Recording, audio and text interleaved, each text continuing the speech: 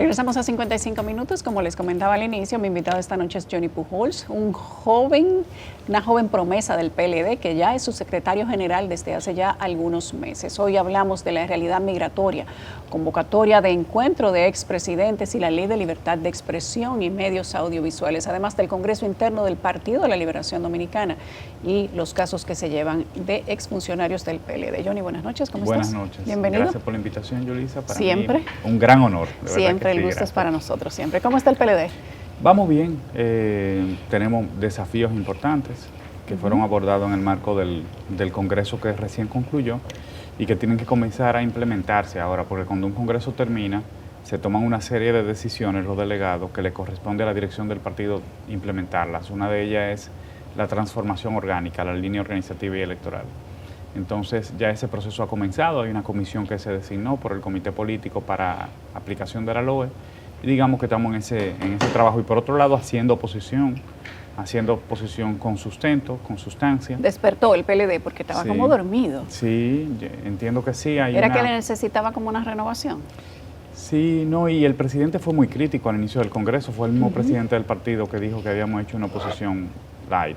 Pero desde diciembre del año pasado, el partido ha estado muy activo, primero con la crítica a los bonos navideños, la respuesta que dimos sobre la investigación que se hizo a través de la Vicepresidencia de Políticas Públicas, y luego, bueno, nos hemos estado expresando sobre los temas nacionales, el problema del sector eléctrico, el problema de la peste porcina africana, o sea, el partido ha estado presente en la agenda pública. Tú dijiste al inicio, Johnny, cuando te habías juramentado como nuevo secretario general del Partido de la Liberación Dominicana, que tenías el reto de levantar a ese partido. Tengo el reto y asumo el reto de levantar al PLD. Quiero saber si te lo has encontrado difícil. Sí, es difícil. Afortunadamente no es un reto que asumo solo, es con la dirección del partido. Hay mucha conciencia del desafío que implica organizar y refundar el partido. Se habla de refundación. La refundación es regresar en cierta medida a nuestros fundamentos.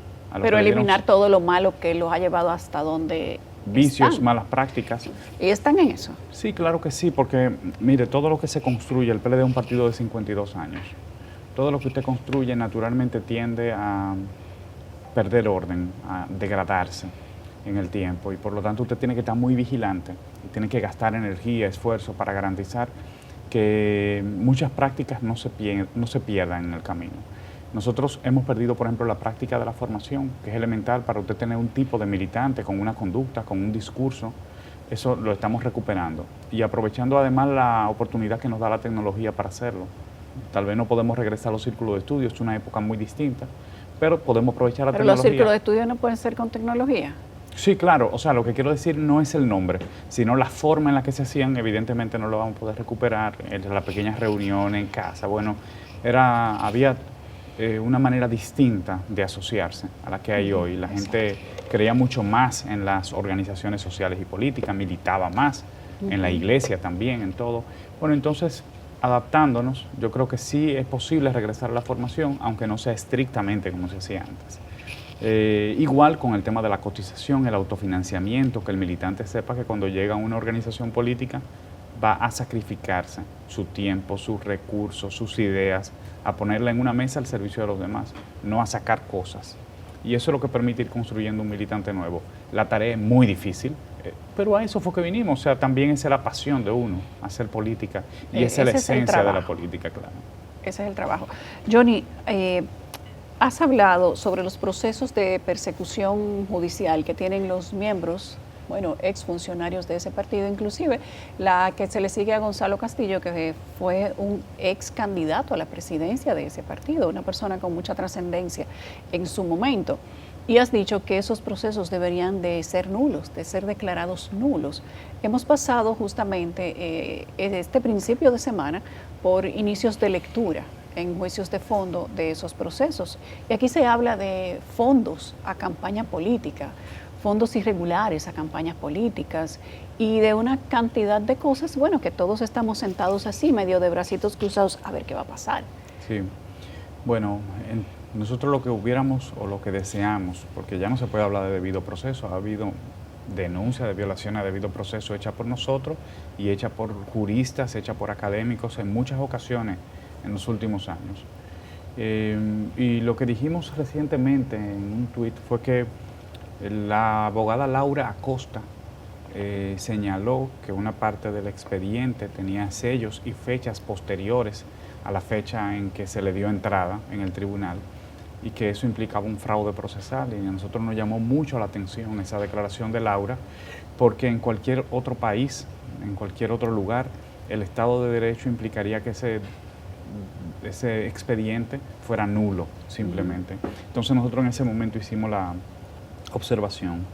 El proceso está en curso. A nosotros nos sigue preocupando muchísimo el hecho de que en cierta medida se haya politizado absolutamente el tema de la lucha contra la corrupción, que es un flagelo que afecta a todas las democracias latinoamericanas, y es un tema serio, pero que no es un tema que se le pueda asociar a un color o a un partido en específico. Y a nosotros desde el principio nos preocupó muchísimo el hecho de que se politizara el tema. Tampoco es un signo, es una situación que se haya dado exclusivamente en este país. Es una época en la que hay lawfare, en la que hay politización de la justicia, hay judicialización de la política también, que a veces la gente no comprende la diferencia, y es que ya casi cualquier decisión política que tenga que tomar un partido se termina resolviendo en tribunales. O sea, todo ese fenómeno que estamos viviendo hoy es muy preocupante, y que se dé en nuestro país es muy preocupante también, porque aquí tenemos una tradición democrática fuerte y tenemos instituciones políticas de 50 años que hay que preservar, porque son la garantía de la paz y la estabilidad de que disfrutamos hoy. Cuando ustedes hablan de que se ha politizado la justicia, no solo a qué te refieres, sino en qué se basan ustedes. ¿Cuáles son los aspectos comparativos que el Partido de la Liberación Dominicana puede tomar como medida para decir esto es política o esto es justicia clara? Hay una medida, hay una situación evidente. El presidente Danilo Medina dio una entrevista recientemente, a principios de este año, y él hablaba de más de 70 casos que han sido denunciados no por el PLD, sino por medios de comunicación, casos de corrupción. Ninguno de esos casos se le ha dado curso, se le ha dado seguimiento desde el punto de vista de la justicia. Entonces, para que la justicia sea verdaderamente independiente, tiene que ser imparcial. Ese es un principio, ¿verdad? Tiene que ser imparcial, tiene que ser ciega. Y nosotros no hemos visto esa imparcialidad, realmente no lo hemos visto. ¿Hay algún caso en específico que el Partido de la Liberación Dominicana, o casos en específicos que se puedan mencionar, que le hayan llamado la atención al Partido de la Liberación Dominicana y que pudieran decir, porque hay un universo de cosas, y tú dices, bueno, está bien, la justicia no le va a marchar a todo lo que los medios de comunicación decimos, aunque en ocasiones lo hacemos con mucha prueba, pero hay casos y casos, y como oposición ustedes deben haber fijado su intención en casos que podrían ser tal vez muy evidentes y que ustedes dirían, si fuera el Partido de la Liberación Dominicana, ya se lo hubieran llevado sí, preso. Sí. Bueno, por ejemplo, nosotros en su momento hicimos la advertencia de la situación de los bonos. No, hemos sido muy cuidadosos como partido, porque nosotros gobernamos por 20 años y sabemos que a veces se pueden dar explicaciones, y generalmente hablamos de irregularidades, no usamos otro lenguaje que no sea ese. Pero debió haber una investigación que dijera, mira, es verdad, ¿qué pasó con los colmaderos que estuvieron involucrados en eso? Y además, ¿quiénes operaron desde las instituciones? Porque eso es algo que nunca quedó claramente establecido. Ayer el compañero Francisco Domínguez Brito hablaba en el marco del World Law Congress de la corrupción que opera a través de las fronteras, que es la que permite en cierta medida, promueve el flujo ilegal de inmigrantes haitianos, y que trafica con armas y que trafica con drogas también, porque no es nada más inmigrantes. Y recientemente, hace un par de años, vimos que se apresó una red que se desarticuló, que involucraba militares con ciertos rangos, pero nosotros no sabemos en qué pasó. En un país en el que los expedientes judiciales se filtran y se mediatizan, nos resulta sospechosísimo que de eso no sepamos nada, ni sepamos si fueron condenados, a dónde están cumpliendo la condena, la pena, cuál es el resultado de ese proceso. Entonces se manda como un mal mensaje a la sociedad en ese sentido. Y así hay muchísimos casos. Yo creo que lo importante es que se investiguen y se profundicen. Cuando ustedes han hablado de las medidas migratorias como partido, que es algo reciente, anteriormente solo Abel Martínez hablaba del caso migratorio, de la frontera, de las delincuencias que estaban cometiendo ciudadanos extranjeros sin documentos en República Dominicana, pero no era un tema del Partido de la Liberación Dominicana. Parecería, y muchos dijeron inclusive, que el gobierno le arrebató el tema migratorio al Partido de la Liberación Dominicana y que hoy es un tema de estandarte del gobierno y que inclusive le ha subido la popularidad. ¿Por qué el Partido de la Liberación Dominicana no continuó utilizando el tema migratorio quizás como un tema crítico para hacer preguntas al Estado? Sí. ¿O es porque están de acuerdo con todo lo que el gobierno ha hecho con ese tema? No, al contrario. Bueno, primero darnos cuenta, como tú dices, Yulisa, que desde el 2021 cada año el gobierno trae el tema migratorio. Hay fechas específicas en que se trae y se anuncian una serie de medidas para contrarrestar la inmigración ilegal. Pero luego el siguiente año vuelve y se plantea otra serie de medidas como si las anteriores no hubieran tenido ningún efecto. Nosotros cuando nos pronunciamos primero dijimos que estábamos abiertos al diálogo, a la conversación con el gobierno y sobre todo en la dirección de construir un pacto para frenar la migración irregular, la migración ilegal. Pero como ha dicho toda la oposición en su conjunto, tiene que ser una discusión que produzca el pacto. No puede ser la suscripción de medidas que ya el gobierno haya tomado, porque para eso no necesita. El que gobierna es el presidente. Y el resultado de la situación actual de la política migratoria es del presidente. Entonces, lo que nosotros hemos dicho es que las medidas que se han propuesto hasta ahora son insuficientes. ¿Por qué en los últimos meses no nos habíamos pronunciado? Porque no nos habíamos pronunciado prácticamente de ningún tema. Entre mayo y noviembre el PLD estaba haciendo el congreso del partido y comenzamos a pronunciarnos en diciembre con el tema de los bonos, luego la peste porcina, luego el tema eléctrico. O sea, a medida que los temas de coyuntura van entrando, pues nos hemos ido pronunciando. Y es el trabajo que tenemos. Y con el tema migratorio, pues hemos marcado agenda. El candidato de nosotros era Abel en ese momento, por eso también era el vocero, en cierta medida, de la posición del partido.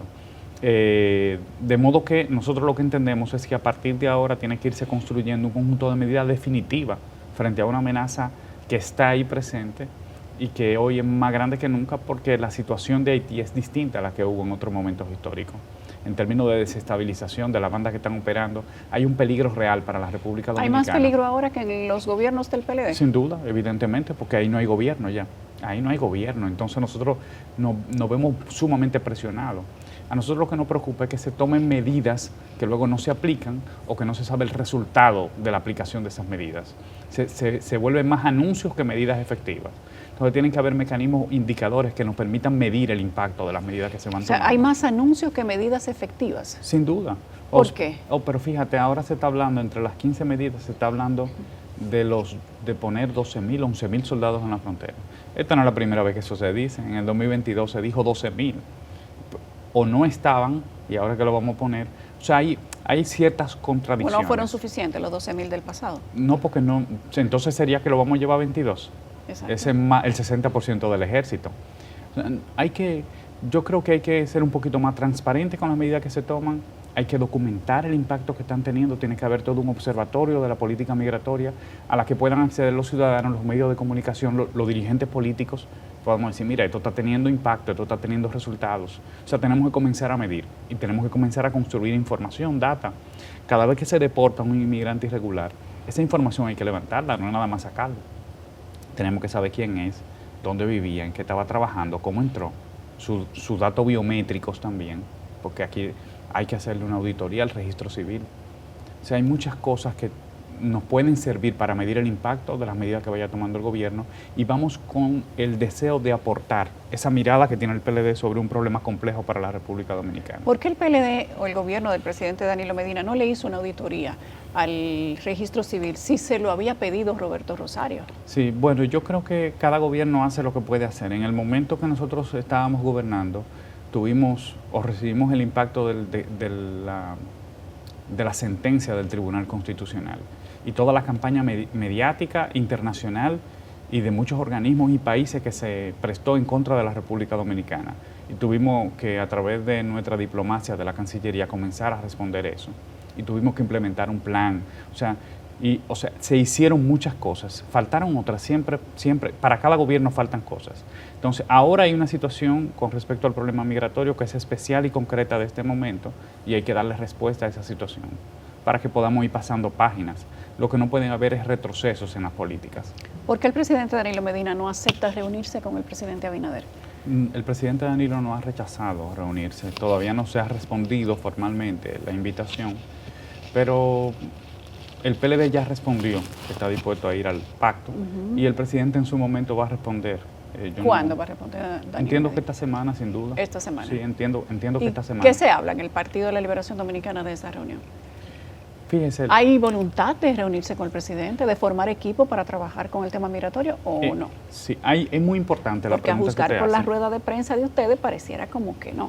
No, porque el título de la rueda de prensa es el PLD está abierto a la construcción de un pacto, no es lo contrario, lo que pasa es que es una postura crítica, no es a firmar un pacto, sino a construir un pacto.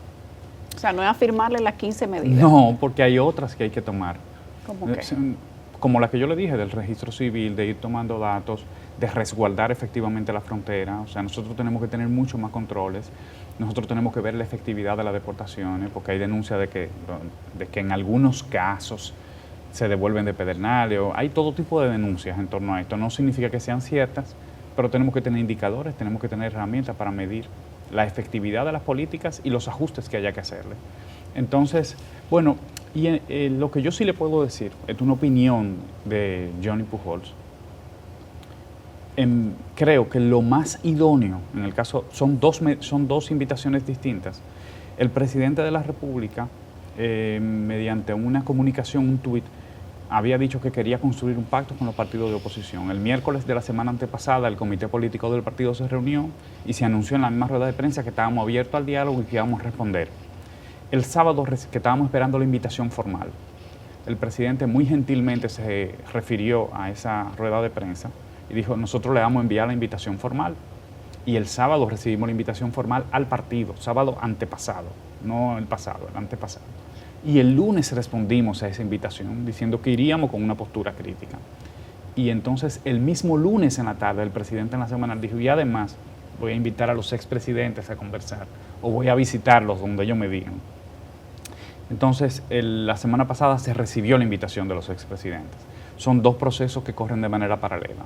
El partido ya ha dicho que va a ir al diálogo y a la construcción del pacto y la invitación a los expresidentes. Yo lo que creo es que es mucho más efectiva, opinión de Johnny, que esa reunión se haga de manera bilateral con cada presidente y que se haga fuera de Palacio. Sí, porque el pacto se está construyendo con las organizaciones y a ese pacto nosotros dijimos que había que involucrar, lo dijimos en la rueda de prensa, sectores productivos, otros sectores de la sociedad que tienen que aportar y que decir con respecto al tema migratorio.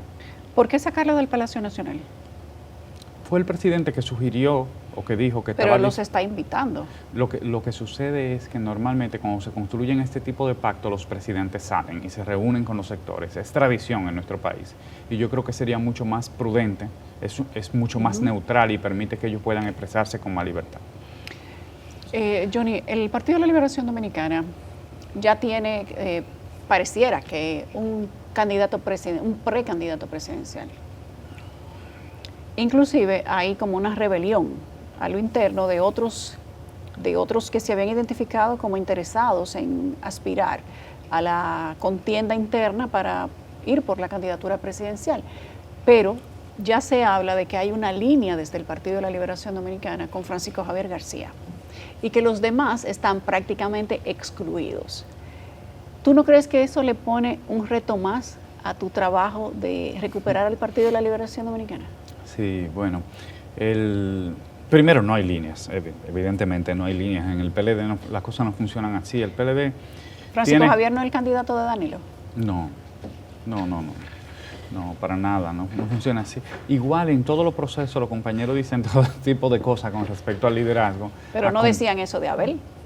Pero en el tema de la Secretaría General, por ejemplo, que éramos 3, usted podía escuchar a cualquiera de los que estaban apoyando a uno u otro. Decía, No, de ti siempre se dijo, es el de Danilo. No, pero también se decía de Iván. Y ganó, pero ganar. Sí, pero ¿por qué? Porque los 3 somos del partido, los 3, tanto Iván como José Dantes, como yo, lo que somos militantes del PLD.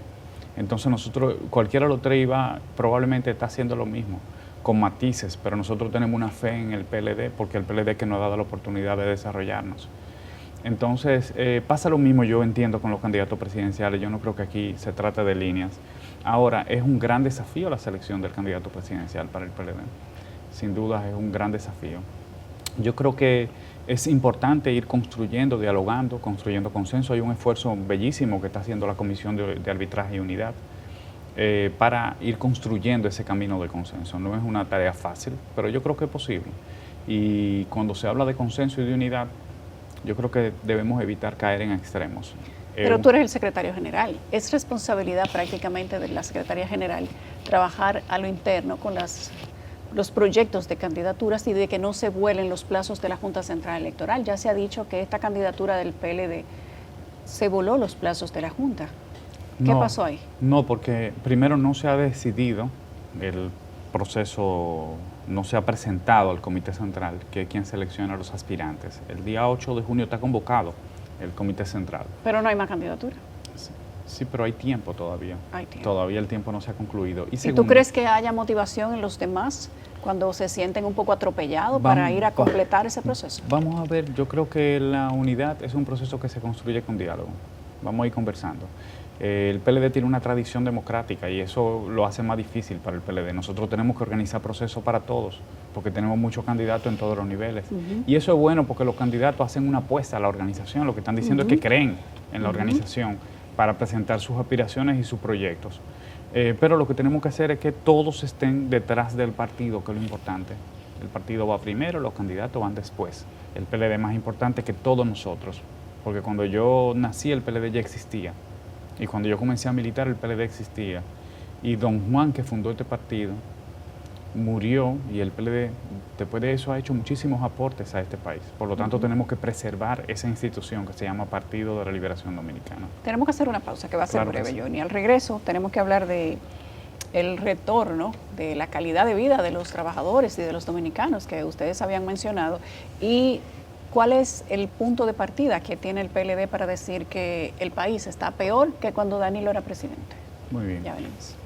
Esta noche es Johnny Pujols, secretario general del Partido de la Liberación Dominicana, la sangre joven con cargo ejecutivo que trajo ese partido para ver cómo se alinean muchas cosas y cómo ese partido político vuelve a estar en mejores rangos de popularidad. ¿Cómo está la popularidad del PLD a propósito? Bien, en cierto sentido, no como debería estar. Los partidos políticos deberíamos ser críticos todos, porque hemos pasado de que el 70% de la población hace 15 o 20 años tenía simpatía por un partido o por otro, a momentos en que el 47% de la población no vota y el 36% no se simpatiza con ningún partido. El resto está dividido entre todos los partidos y los índices son muy pequeños para todos, exceptuando tal vez en algunos momentos para... usted sabe que una mala costumbre que en los partidos de gobierno se habla de 2 millones de miembros y que sí, nosotros también cometimos ese error.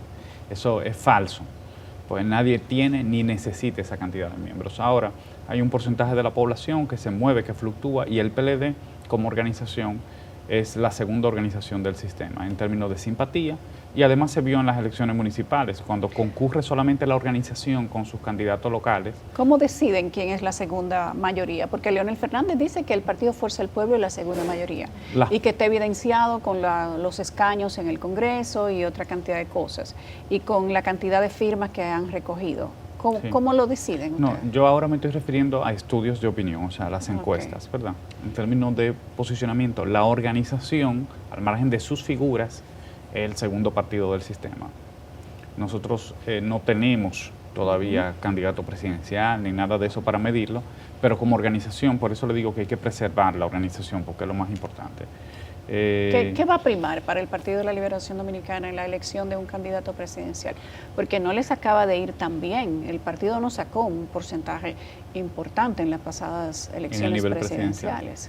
En el nivel presidencial. Fíjese que es así como usted dice, en el nivel municipal el partido sacó un 25% y en la boleta de regidores fue claramente la segunda fuerza, muy diferenciada de otras organizaciones. Pero en el nivel presidencial, pues el resultado no fue satisfactorio. Mucho. No, sí, exacto. Y hay una gran diferencia. Incluso el mismo día de la elección... Inclusive sacaron menos que cuando Gonzalo era el candidato. Bueno, cuando Gonzalo fue el candidato sacamos un 38%. Por eso, o sea, en esta ocasión sacaron pero también menos. en el 2020 no habíamos vivido los efectos de la división. En el 2024 que efectivamente vamos después de la división. Entonces, eso tiene su peso, tiene su valor. Hubo una campaña muy agresiva de parte del gobierno. Nosotros denunciamos muchas cosas que ocurrieron en el marco del proceso electoral, por ejemplo, con el tema de los bonos, con el tema de las pensiones solidarias, de las ayudas, con el tema del presupuesto de los partidos, las carpas que se pusieron alrededor de los recintos electorales en las municipales. Hubo muchas denuncias en torno al proceso electoral que yo creo que también tuvieron un impacto y que en definitiva afectan la imagen de la política y de los partidos. No es, inicialmente perjudica a la oposición, pero a la larga perjudica al sistema de partido. ¿Y cómo califican ustedes, cómo evalúan el papel de los árbitros respecto de todas esas denuncias? Bueno, la Junta pudo haber sido mucho más enérgica en su momento, porque sí, para la segunda elección ya se tomaron medidas, pero óigame, se afectó drásticamente el resultado de la primera elección con muchas de esas decisiones y se debió actuar con mucha más firmeza y con mucha más prontitud. Pero lo importante es que sacamos un resultado, un aprendizaje para evitar que ese tipo de situaciones se repitan en la próxima elección. ¿Qué opina el Partido de la Liberación Dominicana del recién proyecto de ley depositado por el Congreso sobre la libre comunicación? Hay que estar muy vigilantes. Y ley de expresión. Hay que estar muy vigilantes. A nosotros nos preocupa muchísimo, ¿verdad?, que se pretenda poner límites a la expresión y libre difusión del pensamiento. Tiene que haber reglas que son las establecidas por las leyes dominicanas, que eviten que se difame. O sea, hay reglas, pero en definitiva nosotros ahí estamos inclinados por la libertad de expresión, porque nos ha costado mucho esfuerzo y mucho trabajo a lo largo de décadas construirlo después de la dictadura. Entonces, digamos que hay que estar vigilante, no hay que exaltarse, hay que ver el contenido del proyecto y vamos a estar dando opiniones, porque inicialmente lo que leímos que se depositó no es lo mismo que anda en las redes sociales, o sea que también hay que ver bien de qué se trata, cuál es el contenido del proyecto. Johnny, cuando el Partido de la Liberación Dominicana dice que el país ha retrocedido y que la gente no tiene la misma calidad de vida de cuando Danilo era presidente, ¿a qué te refieres?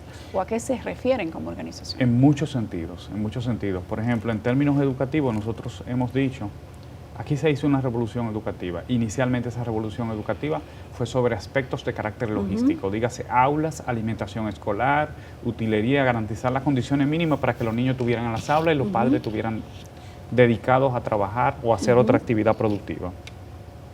Así que lo que esperábamos es que en el siguiente cuatrenio, nosotros luego de haber construido tantas aulas, se le diera mantenimiento mínimo a esas aulas, se acabaran las 11.000 que se dejaron en construcción y comenzáramos a trabajar la currícula y la calidad de los contenidos educativos, que es el siguiente paso.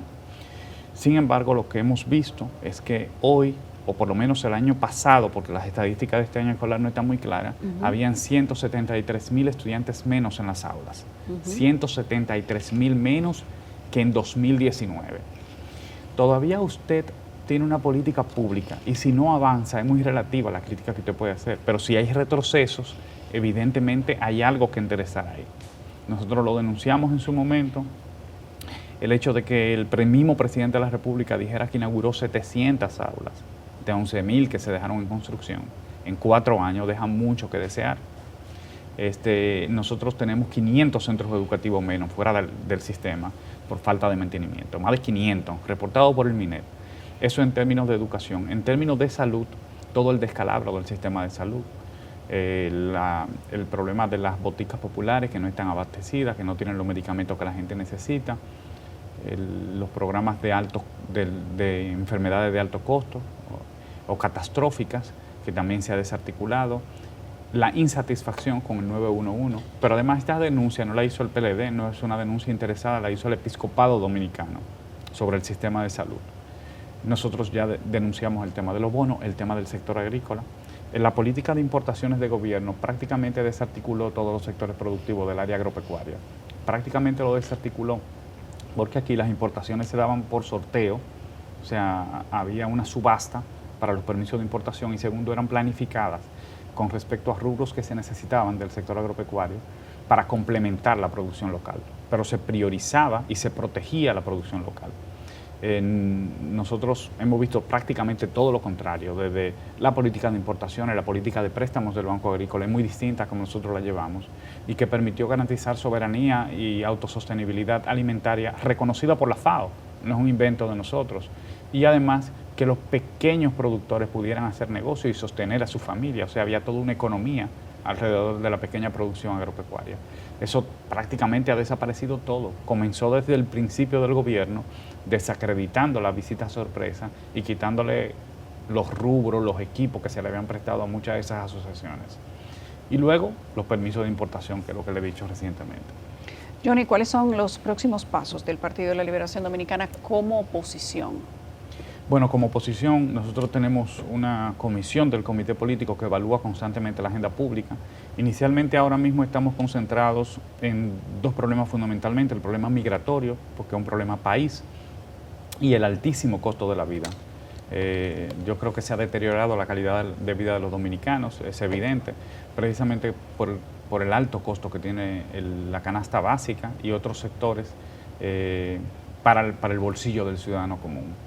Y el hecho de que no se haya compensado adecuadamente los salarios a ese costo de la canasta básica y de los servicios, pues a nosotros nos preocupa. Además de que a nivel mundial y el efecto que puede tener el desempeño de la economía norteamericana en la economía local, pues no se prevén buenos momentos y creemos que el gobierno en términos del desempeño económico tiene ciertas dificultades. Lo hemos visto recientemente, no es algo que uno quisiera, pero hay ciertas dificultades y que se relacionan también con la forma en que se gastan. Nosotros en ciertas ocasiones hemos criticado el hecho de que estemos atravesando el gobierno con la más baja inversión de capital de los últimos 50 o 60 años. Y eso tiene un impacto en la economía y en el crecimiento económico. Gracias, Johnny. Qué gusto Gracias a tenerte ustedes. aquí.